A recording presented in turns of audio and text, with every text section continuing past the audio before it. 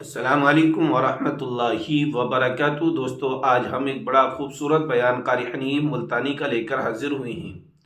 بیان کا عنوان ہے حج اور عمرہ کیسے کریں، اس کا طریقہ کیا ہے اور حج کرنے کا کتنا ثواب ہے، عمرہ کرنے کا کتنا ثواب ہے۔ اس ویڈیو کو آخر تک دیکھیے۔ حدیث پاک میں آتا ہے، فرمایا مدنی کریم صلی اللہ علیہ وسلم نے جب دربار الہی کی زیارت کی نیت سے آدمی گھر سے نکلتا ہے، حق سبحانہ و تعالی بتقدس نے فرمایا اپنے گھر سے نکلتے ہی وہ میرا مہمان بن جاتا ہے، میں خدا اس کا میزبان ہوتا ہوں۔ یوں فرمایا مدنی کریم صلی اللہ علیہ وسلم نے کہ اگر آدمی گھر سے نکلنے کے بعد سفر حج میں فوت ہو جائے تو پروردگار عالم کی طرف سے ایک فرشتہ مقرر کیا جاتا ہے جو اس کی طرف سے حج کے تمام ارکان ادا کرتا ہے۔ آدمی کی کہاں مجال ہے، کہاں جرت ہے کہ اس قسم کے ارکان ادا کرے جو فرشتہ کر سکتا ہے۔ فرشتے کو پیشاب کی حاجت نہیں، پخانے کی حاجت نہیں، نیند کا غلبہ نہیں، بھوک نہیں، وہ تو ہر وقت سراپا عبادت میں رہتے ہیں۔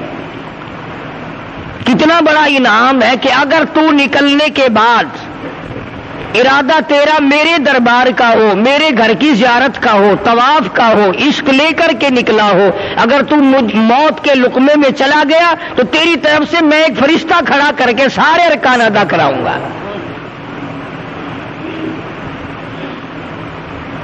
سیدنا فاروق اعظم رضی اللہ تعالیٰ عنہ فرماتے ہیں کہ ایک قوم کو دیکھا جو بیت اللہ کا طواف کر رہی تھی، تو ان سے پوچھا تم کہاں سے آئے؟ کہ یمن سے۔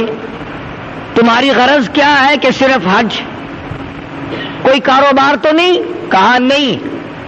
تو فاروق اعظم رضی اللہ تعالیٰ عنہ فرماتے ہیں کہ پھر میں نے ان کو یہ حدیث شریف سنائی کہ حضور صلی اللہ علیہ وسلم نے فرمایا کہ جس نے اخلاص کے ساتھ اللہ کے گھر کا طواف کیا، اللہ پاک کے نبی نے فرمایا کہ پھر اس کے لیے جنت کے سوا اور کوئی بدلہ نہیں۔ اور ایک حدیث کا جملہ ہے، رجا یومن کولدتہ امہ، آدمی ایسا لوٹتا ہے بیت اللہ سے جیسے ماں کے پیٹ سے آج پیدا ہوا۔ سرزمین عرب اللہ کے خزانوں سے مالا مال ہے، انبیاء کا سارا سلسلہ اللہ پاک نے وہیں قائم دائم فرمایا۔ پروردگار عالم نے بیت اللہ شریف کی بنیاد رکھنے کے لیے بھی ایک اللہ نے اپنے نبی، اپنے خلیل کا انتخاب فرمایا۔ ساری دنیا کی زمین اس زمین کے صدقے میں پیدا ہوئی۔ فرمایا تو اب میں نے بنوانا ہے بیت اللہ، مستری ہو خلیل اللہ، مزدور ہو ذبیح اللہ۔ سیدنا ابراہیم علیہ الصلوۃ والسلام نے بیت اللہ کی تعمیر کی۔ اپنا بچپن بڑا عجیب و غریب اندازے سے بھگتایا حضرت ابراہیم علیہ الصلوۃ والسلام نے۔ پیدا ہوئے تو شرک کی لعنت میں گرفتار لوگوں سے ٹکر ہو گئی۔ باپ بت گر نہیں، بت پرست نہیں، بلکہ بت گر ہے، بت بنا کر کے بیچتا ہے۔ اندازہ لگائیں کہ کسی زمانے میں خداؤں کا کاروبار بھی ہوتا رہا ہے۔ معاف تو اب بھی نہیں کرتے، پہلے شرک کی ڈھیری بنائی اور اس کے بعد کاروبار شروع کر دیا۔ اور آج کل تو اس جیسا بہترین کاروبار تو ہے ہی نہیں۔ ٹیلی فون کا بل نہیں، سوئی گیس کا بل نہیں، بجلی کا بل نہیں، کوئی ٹیکس نہیں، کوئی خرچہ نہیں، ہاؤس ٹیکس نہیں، سیل ٹیکس نہیں، سارے ٹیکسوں سے پاک ہے یہ قبروں کا کاروبار۔ سیدنا ابراہیم علیہ الصلوۃ والسلام تو تمام بتوں کو توڑنے کے لیے پیدا ہوئے۔ بت خانہ بنا رکھا ہے بے شمار بڑا، لوگوں نے پوجا کرتے ہیں، نظر نیاز لگاتے ہیں۔ حضرت ابراہیم علیہ السلام بڑے پریشان ہیں، ان لوگوں نے کیا حرکتیں کی؟ اس وحدہ لا شریک کا دربار چھوڑ کر، مالک کائنات کا دروازہ چھوڑ کر، جس نے زمین و آسمان پیدا کیا، ذرے ذرے کا خالق وہ، قطرے قطرے کا مالک وہ، ایک ایک پتے کا پالن ہار اور رب وہ، اسے چھوڑ کر کدھر کو لوگ جا رہے ہیں؟ سیدنا ابراہیم علیہ السلام کی جوانی کا زمانہ ہے، لوگ میلے کی طرف نکل گئے۔ حضرت ابراہیم علیہ السلام کو موقع ملا بتوں میں جا گھسے کلاڑا لے کر، کسی کا ناک کاٹا، کسی کا کان کاٹا، کسی کا پیر کاٹا، کسی کا سر اڑا دیا۔ سب سے بڑے بت کے کندھے پر کلاڑا رکھ کر نکل آئے۔ واپس آئی قوم، بتوں کا برا حال ہے۔ فرمایا وَلَقَدْ آتَيْنَا إِبْرَاهِيمَ رُشْدَهُ مِنْ قَبْلُ وَكُنَّا بِهِ عَالِمِينَ۔ ہم نے ابراہیم علیہ السلام کو ہدایت عطا کی تھی، رشد عطا کی تھی، صراط مستقیم ان کو سمجھایا اور سجایا تھا۔ اِذْ قَالَ لِأَبِيهِ وَقَوْمِهِ التَّمَاثِيلُ الَّتِي أَنْتُمْ عَاكِفُونَ۔ بڑے بڑے بت منایا کرتے تھے، بڑے بڑے چیکنے، بڑے بڑے اعلیٰ درجے کے خوبصورت تراش تراش کر چھیل کر کے بت بنا کر خدا کا نام دیا کرتے تھے۔ بڑا عجیب زمانہ ہے۔ ابراہیم علیہ السلام کے زمانے کے لوگ اگر پتھروں کی تراش کر خدا بنائیں تو کافر، آج مسلمان اعلیٰ درجے کی قبر بنا کر سجدے کیا کرے، طواف کیا کرے، رات دن چاٹا کرے، اسلام میں کوئی فرق نہیں آتا۔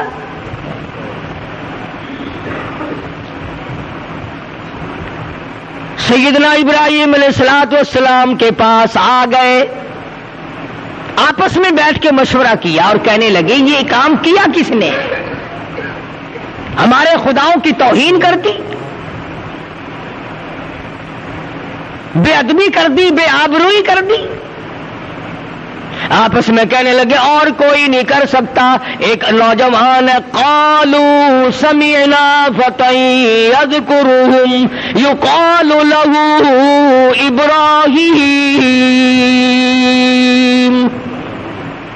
ایک نوجوان ہے، وہ ان کی برائی کیا کرتا ہے، وہ ان کو برا کہا کرتا ہے، اس کے سوا یہ کام اور کوئی نہیں کر سکتا۔ ساری قوم اکٹھی ہو کر کے آ گئی۔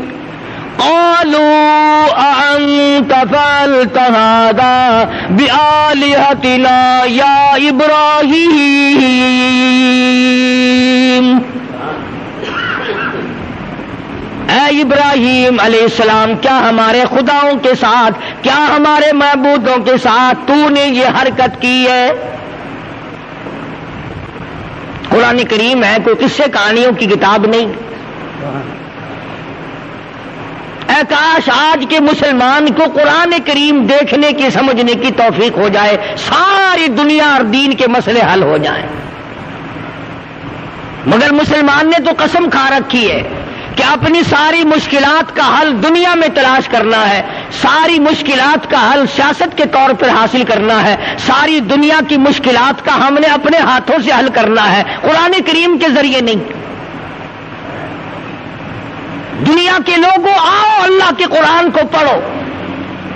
صحابہ کرام رضوان اللہ تعالی علیہ مجمعین کی جماعت نے کابل سے لے کر طرابلس تک سارا افریقہ، جنوبی ایشیا، مشرق بعید، مشرق قریب، مشرق وسطی اور بر صغیر، تمام کے تمام اقوام عالم سے خداوند کریم کی توحید کا لوہا منوایا تھا۔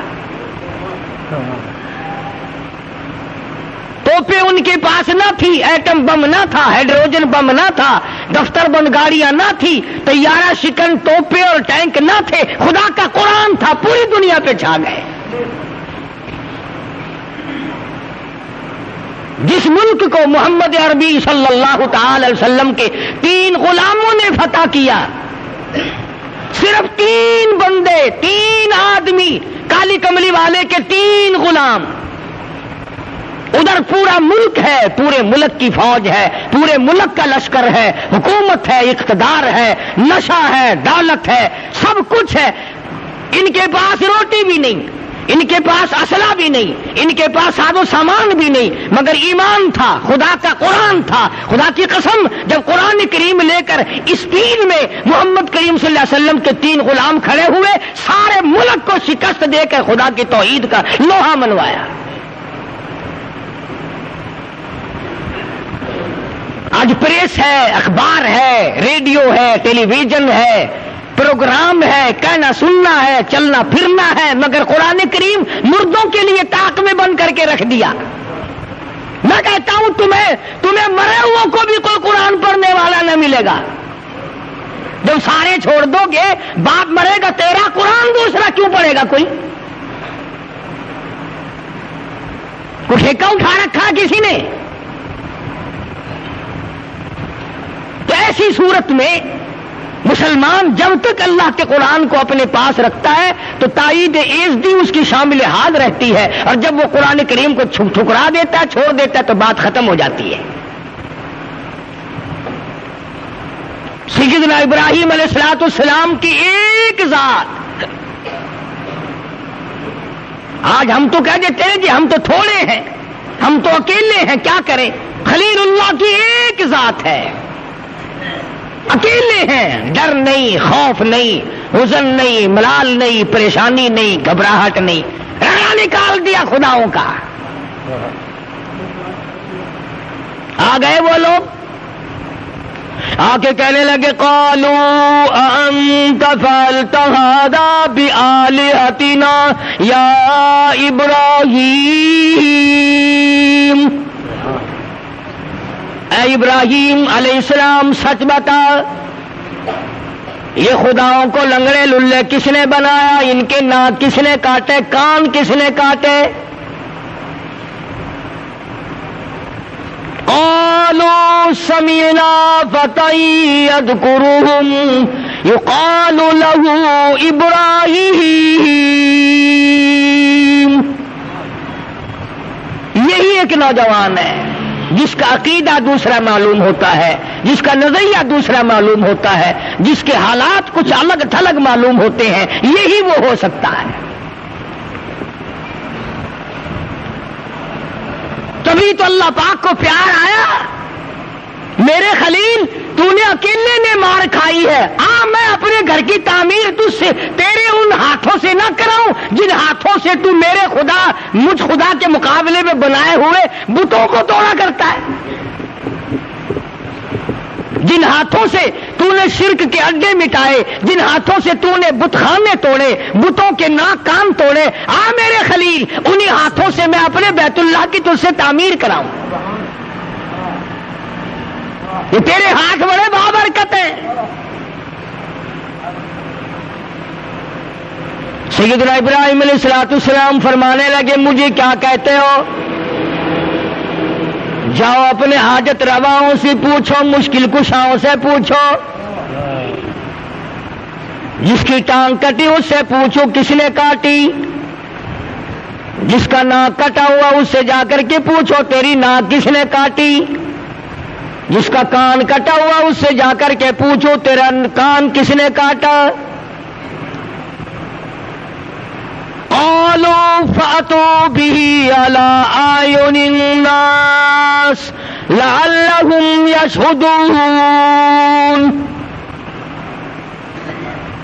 ابراہیم علیہ السلام نے صاف کہہ دیا تمہیں بیٹے دے سکتے ہیں، خود نہیں بتا سکتے کہ مارا کس نے ہے؟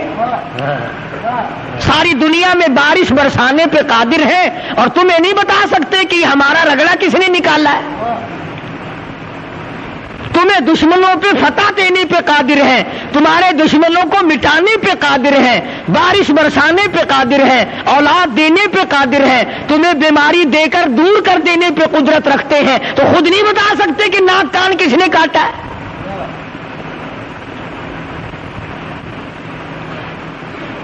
کہنے لگے ابراہیم کیسی باتیں کرتا ہے، یہ کوئی بولنا جانتے ہیں؟ یہ تو بولنا ہی نہیں کرتے۔ انہوں نے کہا اچھا یہ آئے کہاں سے ہیں؟ کہ ہم نے بنائے چھینیوں سے، ہتھیاروں سے چھول کر تراش کر ہم نے بنائے۔ فرمایا ظالموں، جن کو تم بناؤ چھینیوں اور لوہوں سے تراش تراش کر چھین چھین کر جن کو تم بناؤ، جن کو تمہارے ہاتھوں نے بنایا ہو وہ تمہارے خدا ہو سکتے ہیں؟ اور سمجھو اگر اس زمانے کے پتھروں کے بنے ہوئے خدا، ہاتھوں کے بنائے ہوئے خدا مشکل کشا نہیں ہو سکتے، تو آج کا کوئی ولی جس کو اپنے ہاتھوں سے قبر میں دفن کیا ہو وہ مشکل کشا کیسے ہو سکتا ہے؟ کہنے لگے جی یہ تو بولنا نہیں کرتے، یہ تو بولنا نہیں جانتے۔ حضرت ابراہیم علیہ السلام کو موقع مل گیا، قال افتعبدون من دون اللہ ما لا ينفعكم ولا يضركم۔ آؤ ادھر میری بات سنو، جو نفع نقصان کا مالک نہیں، جو اپنا نفع نقصان نہیں بتا سکتے، وہ تمہارے معبود کیسے بن سکتے ہیں؟ کب تمہاری حاجت روائی کریں گے، کب تمہاری مشکل کشائی کریں گے، کب بگڑیاں لوگوں کی بنائیں گے، اور کب وہ لوگوں کی مصیبتیں دور کرنے پہ قادر ہوں گے جب خود بتا نہیں سکتے کہ یہ کام کیا کس نے ہے؟ ابراہیم علیہ السلام نے ساروں کو اکٹھا کیا اور ساتھ لے جا کر بت خانے پہ کھڑا کر دیا اور فرمایا کلاڑا اس کے کندھے پہ رکھا ہے، بڑا گرو گھنٹا لیے ہے، اس سے تو پوچھ لو، اس سے پوچھو کہ یہ کام کیے کس نے۔ ترجمہ کر رہا ہوں قرآن کریم کی آیتوں کا، تمہارا کیا بگڑتا ہے؟ تم تو کہہ دو کہ آج تو کھردری کھردری باتیں کر رہا تھا۔ کھردری باتیں میں نہیں کرتا، خدا کرتا ہے، اور کون نہیں کرتا۔ دنیا کا کوئی صدر دوسرا صدر ماننے کو تیار نہیں تو خدا دوسرا خدا کیسے مان لے گا؟ تم تو اتنی غیرت مند، اپنی بیوی کی طرف کسی کو آنکھ اٹھا کے نہیں دیکھنے دیتے، اور اللہ تعالیٰ جس نے غیرت کو پیدا کیا ہے وہ نہیں چاہتا کہ بندہ میرا ہو جھکے کسی اور کے سامنے۔ کھلاؤں میں، پلاؤں میں، پہناؤں میں، بیوی میں دوں، بچے میں دوں، مشکل کشائی میں کروں، جوانی میں دوں، تندرستی میں دوں، آنکھ میں دوں، کان میں نے دیے، دل و دماغ میں نے دیا، دولت میں نے دی، مال میں نے دیا، اور جب آئی اطاعت کی باری، غلامی کی باری، بندگی کی باری، عبادت کی باری، اللہ فرماتے ہیں مجھے اتنا غضب اور غصہ زنا سے نہیں آتا، اتنا بڑا چوری سے نہیں آتا، ڈاکے سے نہیں آتا، جب تو میرے در کے سوا کسی دروازے پہ جب جا کے سر جھکاتا ہے، خدا فرماتے میری کبریائی جلال میں آتی ہے۔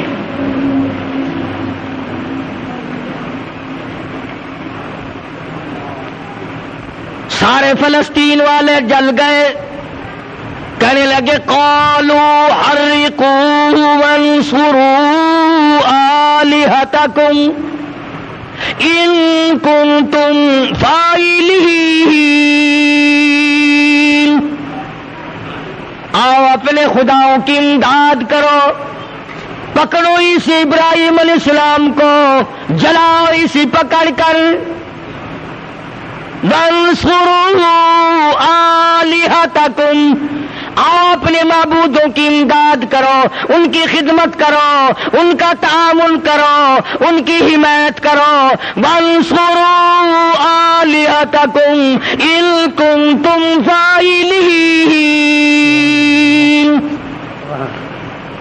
اگر تم کچھ کرنے والے ہو، اگر کچھ کر سکتے ہو، آؤ پھر پکڑو ابراہیم علیہ السلام کو اور چیخا میں پھینکو۔ چنانچہ نمرود نے انتظام کیا لمبا چوڑا، ہزاروں نے لاکھوں من لکڑ اور ایندھن جمع کیا اور آگ سلگائی، دہک اٹھی، کولے بن گئے، شولے بن گئے۔ پنگوڑے میں حضرت ابراہیم علیہ السلام کو بٹھا کر عین درمیان میں پھینکا ہے۔ قربان جاؤں ابراہیم علیہ السلام کے ضمیر پہ عقیدے پہ، نظریے پہ، ایمان پہ پنگھوڑا تیار ہے. ابراہیم علیہ السلام کو بٹھا رہے ہیں پکڑ کر. فرشتہ سامنے آتا ہے، سلام کرتا ہے اور کہنے لگا او ابراہیم مجھے حکم دے، میں بارش پہ مامور ہوں، اللہ کے حکم سے بارش برساتا ہوں. میں بارش برسا کر ساری آگ کو، آتش کو، بھاپ کو بجھا دوں. حضرت ابراہیم علیہ السلام فرماتے ہیں او فرشتے، کیا میری اس حالت کا میرے رب کو پتا ہے؟ جو حالت میری اس وقت بن رہی ہے میرے رب کو اس کا علم ہے، پتا ہے؟ فرشتے نے کہا پتا ہے. اللہ کے نبی نے جواب دے دیا بیچ میں سے ہٹ جا، پھر رب جلیل جانے اور اس کا بندہ خلیل جانے. جو وہ چاہے گا میں تو اس پہ راضی ہوں جو میرے رب کو منظور ہو. ہوا پہ جو فرشتہ مامور تھا وہ آیا کہ میں ہوا ایسی چلاؤں یہ ساری آگ ہوا میں اڑ جائے گی. فرمایا نہیں، کیوں؟ جس طرح میرے رب کو منظور ہوگا وہی ہوگا. چنانچہ حضرت ابراہیم علیہ السلام کو چیخا میں پھینک دیا گیا. اللہ تبارک و تعالیٰ کی تو آگ بھی مخلوق ہے. ارے آگ ٹھنڈی ہو گئی، اللہ کے حکم سے آگ تو سرد پڑ گئی. اللہ کے قرآن میں اللہ کے ہزاروں حکم سن کر آپ آج تک ٹھنڈے نہیں پڑے. آگ کو شرم آئی جس کا مادہ ہی جلانا ہے کہ اللہ کے حکم کے سامنے میں اپنی جلانے والی طاقت کو کیسے بحال رکھوں؟ خدا کا حکم آیا ہے. آگ نے اپنی عادت والا کام چھوڑ دیا، جلانا چھوڑ دیا، ساڑنا چھوڑ دیا، ٹھنڈی ہو گئی، سلامتی کے ساتھ ٹھنڈی ہو گئی. ابراہیم علیہ السلام کے لیے گلزار بن گئی، باغ و بہار بن گئی. اللہ کے حکم کے سامنے آگ بدل گئی، ہم نہ بدلے. جو ہماری عادتیں بنی ہوئی ہیں ہم نے نہیں بدلنا. قرآن کے سامنے نہیں جھکنا، اللہ کے حکم کے سامنے نہیں اپنے آپ کو بدلنا. سیدنا ابراہیم علیہ السلام کی چیخا کے درمیان میں پڑے آواز آتی ہے قل لا یا نار کونی بردا وسلاما علی ابراہیم. اے آگ ٹھنڈی ہو جا، سلامتی کے ساتھ میرے خلیل کے ساتھ ٹھنڈی ہو جا. تکلیف نہ ہو، اتنی ٹھنڈی بھی نہ بننا جس سے میرے خلیل اللہ کو تکلیف پہنچے. آگ گلزار بن گئی. سیدنا ابراہیم علیہ السلام کرم صلی اللہ علیہ وسلم نے فرمایا کہ 500 سال کی عبادت ایک طرف اور خانہ کعبہ پر یوں ایک نگاہ ڈالنا ایک طرف. اندازہ لگا جب نگاہ ڈالنے والے کا یہ مرتبہ ہے اور یہ ثواب ملتا ہے، بنانے والے کو کیا ملا ہوگا؟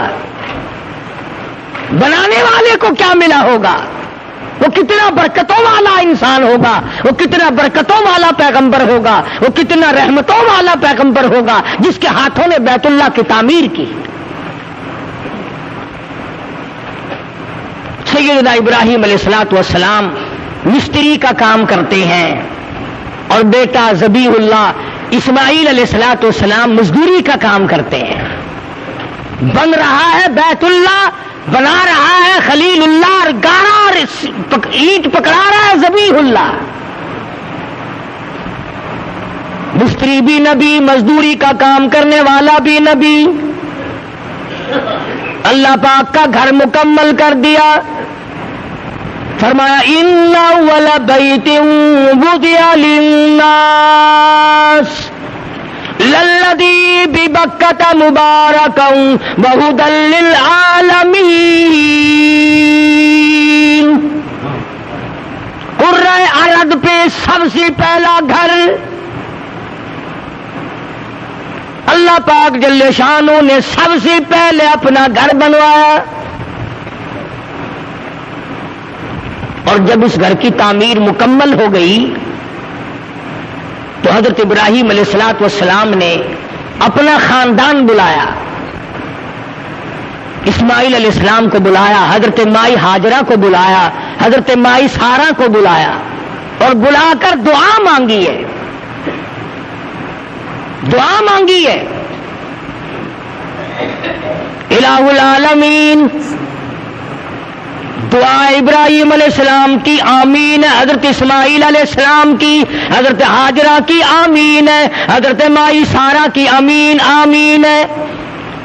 ابراہیم علیہ السلام نے دعا مانگی، الہی جو اس کی طرف منہ کر کے عبادت کرے، جو اس کی زیارت کو آئے، جو اس گھر کا طواف کرے، بوڑھے آدمی، بوڑھی عمر کا، بڑی عمر کا آدمی، جو بھی حج کرنے آئے، طواف کرے، الہ العالمین میں پیشگی دعا کرتا ہوں اس کے سارے گناہوں کو معاف فرما۔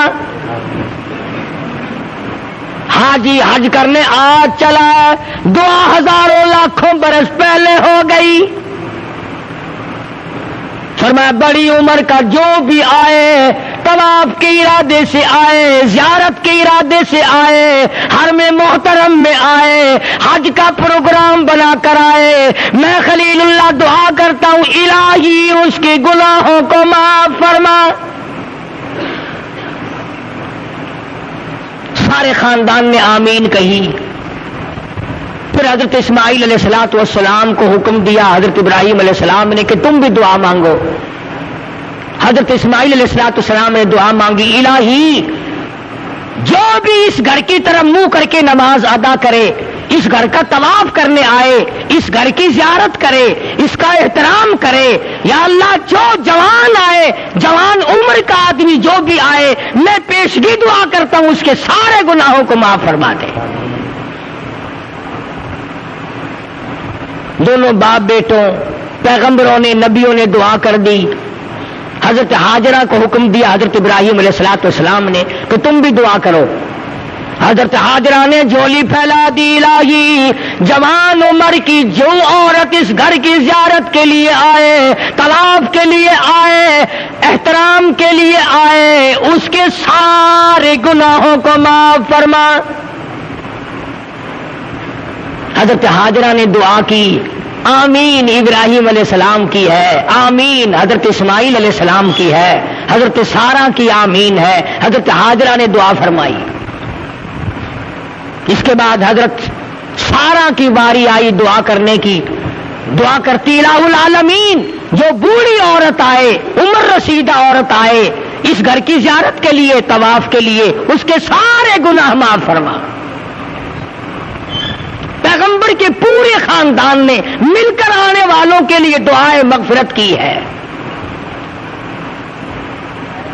آج آدمی ذوق میں، شوق میں چلتا ہے، نکلتا ہے، بال بچوں کو چھوڑ کر جاتا ہے، گھر بار کو چھوڑ کر نکل پڑتا ہے، دکان کی پرواہ نہیں، کاروبار کی پرواہ نہیں، ایک ذوق میں، ایک شوق میں، ایک مستانہ وار، ایک دیوانہ وار چلتا ہے۔ حرم محترم کا اس کا ارادہ ہے، یہاں سے کراچی سے جہاز پر سوار ہو کر جو سرزمین عرب قریب آتی جاتی ہے، محبوب کی محبت بڑھتی چلی جاتی ہے۔ چنانچہ کسی ملک میں جاؤ، آدمی پریشان ہوتا ہے، امریکہ میں آیا ہوں، کہاں جاؤں گا، کدھر کو جاؤں گا، یورپ میں جاؤ، افریقہ میں جاؤ، کسی ملک میں بھی جاؤ، یہ خاصہ ہے، سرزمین عرب پہ قدم رکھتے ہی دل مطمئن ہو جاتا ہے، میں دوسروں کے یہاں نہیں، اپنوں کے یہاں آیا ہوں۔ اور ادھر دل میں یہ بات آتی ہے، ایسا معلوم ہوتا ہے کہ خدا بند کریم آواز دے رہے ہیں، گھبرا نہ، آ جا، یہ بیت اللہ بھی میرا، تو بھی میرا، یہ زمین بھی میری، یہ آسمان بھی میرا، گھبراتا کیوں ہے، اور تیرا میزبان میں ہوں، ادھر آ۔ فرما دیا میرے دربار میں آنے کے لیے کچھ شرطیں بناؤ، خبردار اگر کوئی زینت والا کپڑا پہن کر آیا، بادشاہ تخت و تاج اتار کے آؤ، سرخ یاقوتوں، سبز یاقوتوں والے تاج، سونے کی لڑیوں والے تاج، چاندی اور ہیرے کے لگے ہوئے تاج اتار کے آ، میرا در ہو تیرا سر ننگا سر کر کے لا، خبردار سر پہ کچھ نہیں۔ بادشاہ ننگے سر آؤ، وزیروں ننگے سر آؤ، گورنروں ننگے سر آؤ، ذمہ داروں، سرمایہ داروں، بڑے بڑے حسن و جمال کے پیکروں، مردوں، تمام کے تمام ننگے سر آؤ۔ کوٹ پتلون اتار کے آؤ، شلوار قمیض اتار کے آؤ۔ تم نے جو اپنے اپنے ملک کے مطابق فیشن بنا رکھے ہیں، ان سارے فیشنوں کو اتار کر میرے یہاں تو ایک ہی فیشن ہے، میرے بندے تیرا سر ہو میرا در ہو، تیرا دل ہو میرا گھر ہو،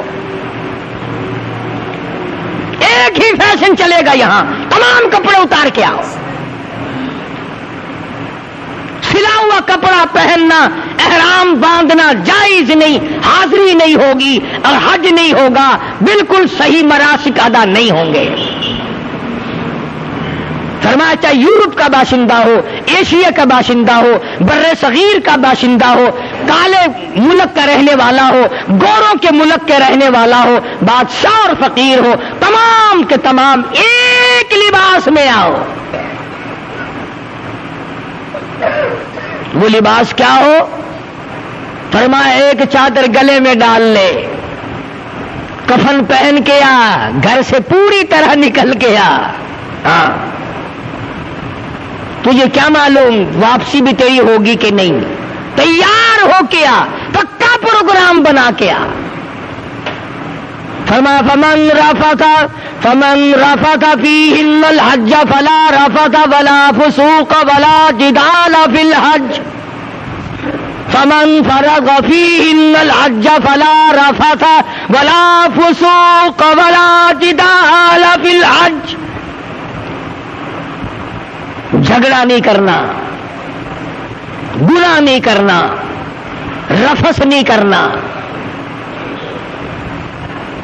رفث کے معنوں میں زینت بھی ہے، زیب و زینت تم نے نہیں کرنی، خوشبو لگا کر میرے دربار میں مت آؤ، یہ جنٹل مینی اپنے گھر چلاؤ، دل میں یہ بات مت لاؤ کہ میں کچھ بن کے چلا ہوں اور میرے دربار میں بن کے آئے گا۔ مٹ کے آ، بندگی کرتا ہوا آ، سر جھکاتا ہوا آ، مجھے اپنا خدا اور معبود اور کارساز مانتا ہوا آ۔ فرمایا سلوار قمیض نہیں چلے گی، کوٹ پتلون نہیں چلے گا، تمام کپڑے اتار کے آؤ۔ ایک کپڑا اپنی تہمت کی جگہ لپیٹ لے تاکہ تیری شرمگاہ چھپ جائے، اور ایک کپڑا گلے میں ڈال لے اور کندھا پھر بھی ننگا رکھ تاکہ کوئی یہ نہ کہے کہ اللہ کے دربار میں بھی کپڑے پہن کے چلا ہے۔ اسی کو کہتا کہ کوئی علم بادشاہ ہے، کوئی ہے علم فقیر، سب نظر آتے ہیں تیری دام الفت کے اسیر۔ بڑا ہو چھوٹا ہو، امیر ہو غریب ہو، کالا ہو گورا ہو، بادشاہ ہو فقیر ہو، کوئی بھی ہو، اللہ کے دربار میں یکساں، بندہ تو بندہ ہے نا۔ اللہ پاک آپ سب کو بیت اللہ شریف کی زیارت نصیب فرمائے۔ حرم محترم میں جب نماز ہوتی ہے عجب انداز ہوتا ہے، ساری کائنات سر سے ننگی کھڑی ہے، کفن میں لپٹے کھڑے ہیں، اپنے مولا کے دربار میں حاضر ہیں، اور عجب دربار ہے۔ حرم محترم میں قدم رکھتے ہی پسینے چھوٹ جاتے ہیں، سرابور ہو جاتا ہے پسینوں میں، اور آدمی کا ضمیر خود ملامت کرتا ہے، اور میرے مالک میں اتنا بڑا روسیار، یہ تیرا دربار، کہاں میری بدامالی، کہاں میری روسیاہی، کہاں میرے کرتوت، اور کہاں تیرا یہ بابرکت دربار۔ شرم آتی ہے، پسینوں میں آدمی خود بخود ڈوب جاتا ہے۔ حرم محترم کے اندر جاتا ہے، بیت اللہ پہ نگاہ پڑتی ہے، نظر پڑتی ہے، پیار آتا ہے، محبت آتی ہے، دل میں ولولہ پیدا ہوتا ہے کہ جذبہ پیدا ہوتا ہے.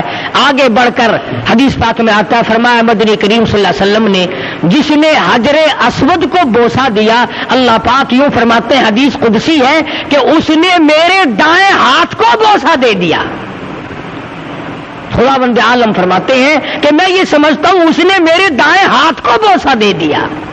اور فرمایا کہ بیت اللہ کا غلاف پکڑ کر جس نے دعا مانگی، میں یہ سمجھتا ہوں کہ میرا دامن پکڑ کے سب کچھ مانگ لیا. اور جس نے مقام ملتزم پہ لپٹ کر مجھ سے مانگا، میں سمجھتا ہوں میری چوکھٹ پہ لپٹ کر، میری دہلیز پہ پڑھ کر مجھ سے سب کچھ مانگ لیا.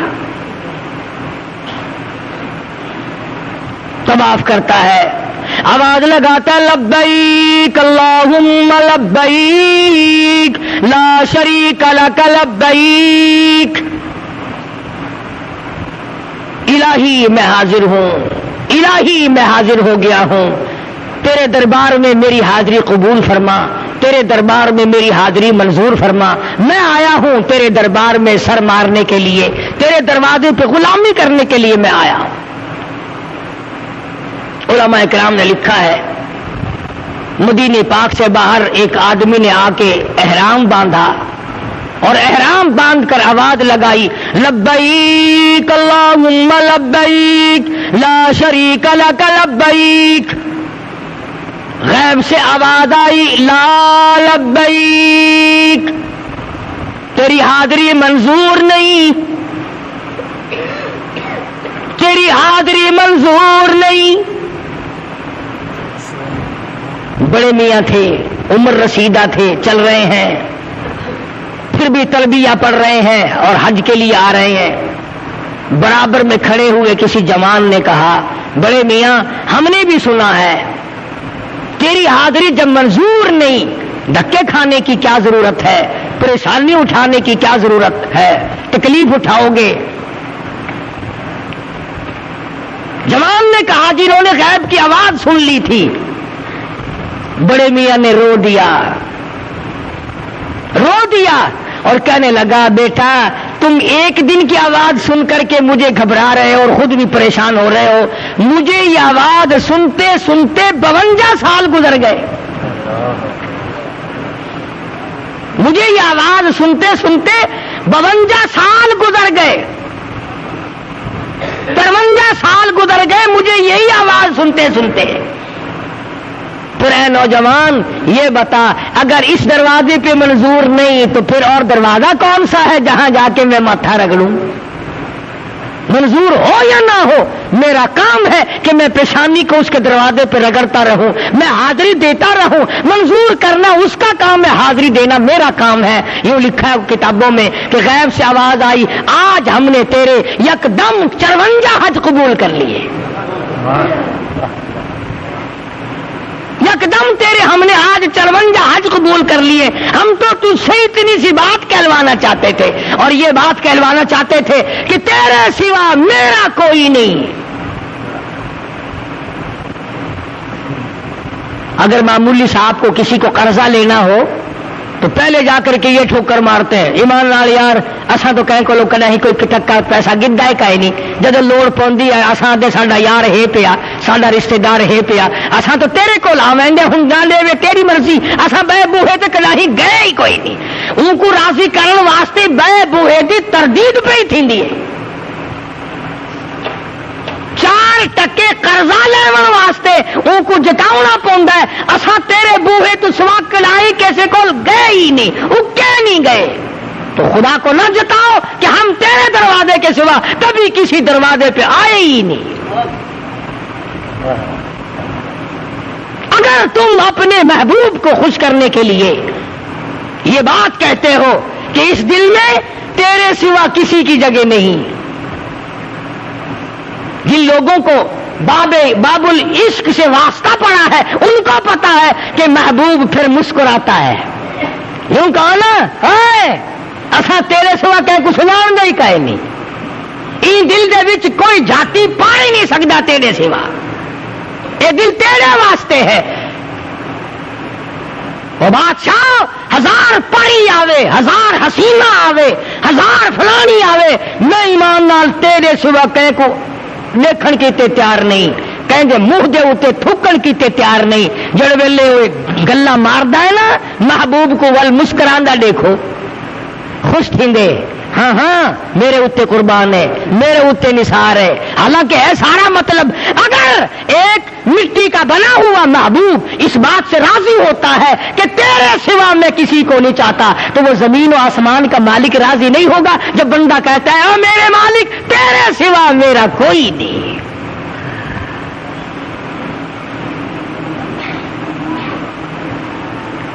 بلکہ میں یہ کہوں گا کہ حج تو ہے ہی تعلیم اس بات کی کہ در میرا ہو، سر تیرا ہو، دل تیرا ہو، گھر میرا ہو۔ قدم قدم پہ یہی تعلیم ہے، لبیک اللہم لبیک لا شریک لک لبیک۔ تمام کے تمام حاجیوں کو یہی تلبیہ پڑھنا پڑتا ہے۔ یہاں دور سے ہی لملم کی پہاڑی سے ابھی دور ہے سرزمین عرب، پہلے سے احرام باندھو، تیار ہو جاؤ، دیوانے بن جاؤ، مستانے بن جاؤ، چھوڑو بادشاہت، چھوڑو اپنی تمنگری، چھوڑو اپنی زیب و زینت، آؤ دیوانے بنو۔ اور اسی کو کہتا کہ درد و غم، رنج و الم، فکر و قلق، خوف و ہراس، درد و غم، رنج و الم، فکر و قلق، خوف و ہراس، وہ بلا کون سی ہے جو شب ہجرا میں نہیں، اور تیرے وصال میں سب کچھ ہے، تیری جدائی میں بڑی پریشانی ہے۔ طواف میں بھی یہ بات سمجھا دی جاتی ہے کہ میرے گھر کے سوا کسی جگہ کا طواف جائز نہیں۔ اور فرمایا فرشتوں آؤ میرا بندہ آیا ہے، گھر میرا ہے، چکر اس کا ہے، اور یہاں میرے کعبے کے میناروں پہ کھڑے ہو کر اس کی بخشش کے لیے جھولیاں پھیلا کر تم دعائیں مانگو، اس لیے کہ میرے گھر کا طواف کر رہا ہے، میرے گھر کا چکر لگا رہا ہے، مجھ سے مانگ رہا ہے اللہم اغفر لی، اللہم اغفر لی، الہی معاف کر دے، لبیک اللہم لبیک، مجھ سے مانگ رہا ہے۔ گزرتا گزرتا رکن یمانی کو ہاتھ لگا کر گزر جانے کا حکم ہے، آواز آتی ہے فرشتوں میرے بندے نے میرے گھر کے کونے کو ہاتھ لگایا، آؤ 40 فرشتے یکدم آ کر میرے بندے سے مصافحہ کرو۔ کیوں؟ یہ میرے گھر کے سوا کسی جگہ کو بابرکت جگہ نہیں جانتا، کسی درخت کو بیت اللہ کے مقابلے میں نہیں مانتا، کسی گھر کو کعبے کے مقابلے میں نہیں مانتا، کسی قبر کو نعوذ باللہ کعبۃ اللہ کے مقابلے میں نہیں لاتا۔ یہ فرمایا حاجی جب طواف کرے دعا مانگے فرشتوں آمین کہتے جاؤ، 7 چکر لگاؤ میرے بندوں کے، آؤ یہ میرے مہمان ہیں۔ زمزم کا پانی پینے جاتا ہے، طواف پورا کر کے 7 چکر لگا کے زمزم کا پانی پیتا ہے۔ فرمایا آ جا آ جا، تو میرے دروازے پہ آ گیا، تو میرے کعبے میں آ گیا، تو میرے حرم میں آ گیا، تو میرا مہمان ہے، میں تیرا میزبان ہوں۔ ساری دنیا پانی پلاتی ہے اپنے مہمانوں کو، آ تجھے وہ پانی پلاؤں جو اسماعیل علیہ السلام کی نرم و نازک ایڑیوں کی رگڑ سے جاری ہوا تھا۔ زمزم کا پانی پیتا ہے۔ حاجیوں سے پوچھو، تھکا ہوا جاتا ہے، نیند کا مارا ہوا جاتا ہے، گھبرایا ہوا جاتا ہے، طواف کیا، طواف زیارت کیا، پہلا طواف کیا اور زمزم پیا اور تمام تھکن پتہ نہیں کہاں غائب ہو جاتی ہے۔ جیسے تم جس کے یہاں مہمان جاتے ہو 7 اپ کی بوتل پی کر ڈکار لے کر چھت کی طرف دیکھتے ہو، نہیں تو وہاں زمزم کا پانی پی کر پھر کعبے کی طرف آدمی دیکھتا ہے۔ اس کے بعد فرمایا آ جا آ جا، ابھی فارغ نہیں ہوا، طواف تو نے کر لیا، میرے گھر کا تو نے چکر لگا لیا، بخشش کی دعائیں مانگ لی، رو لیا، دھو لیا، اور میں نے تجھے پانی شانی بھی پلا دیا، چائے وائے ہوتی ہے نا ہمارے یہاں، فرمایا میں نے تجھے پانی شانی پلا دیا، زمزم پلایا، آ۔ اس کعبے کے بنانے والے نے حضرت ابراہیم نے جہاں کھڑے ہو کر 2 رکعت نماز ادا کی تھی، تو بھی وہاں کھڑا ہو کر نماز ادا کر، مقام ابراہیم پہ نفل پڑھ۔ چنانچہ اب نفل پڑھتا ہے، اس کے بعد دعا مانگتا ہے، اللہ پاک خوش ہوتے ہیں اور مجھ کو نوازتے ہیں. تبھی تو فرمایا کہ حاجی توبہ کرے، عادت بدلے، میرے قانون کو اپنائے. تو خداوند کریم نے فرمایا کہ یہاں سے ایسا واپس جاتا ہے جیسے ماں کے پیٹ سے آج پیدا ہوا. جب سلا ہوا کپڑا جائز نہیں، خوشبو لگانا جائز نہیں، اپنی بیوی کی طرف احرام باندھے ہوئے دیکھ شہوت کی نگاہ سے دیکھنا جائز نہیں، ہاتھ لگانا جائز نہیں. کیوں؟ کہ جس کا دیوانہ بن کر آیا، جس کا مستانہ بن کر آیا، وہاں تو یہ ساری چیزیں ہے ہی نہیں، ساری چیزیں نہیں ہیں. اللہ پاک نے فرمایا جب میرے دروازے پہ آیا، میرا بن کر آیا، تو جب تک احرام تیرا بندھا ہوا ہے نا، میرے والی عادت اپنا، میری بھی بیوی نہیں، تو بھی سمجھ لے تیری بھی نہیں. میں بھی کپڑے نہیں پہنتا، تو بھی سمجھ لے کہ میں نے بھی نہیں پہننے. میں بھی خوشبو نہیں لگاتا، تو بھی نہ لگا. جب تک احرام بندھا ہوا ہے اس وقت تک تو میرے والے افعال بنا. مولانا خلیل احمد صاحب سہارنپوری سب کا رحمت اللہ علیہ جب بیت اللہ شریف میں داخل ہوئے تو یہ لکھا کتابوں میں کہ ابدالوں کی جماعت بیٹھی تھی. مطاف کہتے ہیں طواف کی جگہ کو، بیت اللہ کے چاروں طرف جو چکر لگانے کی جگہ بنی ہوئی ہے اسے مطاف کہتے ہیں. وہاں ابدالوں کی جماعت بیٹھی تھی.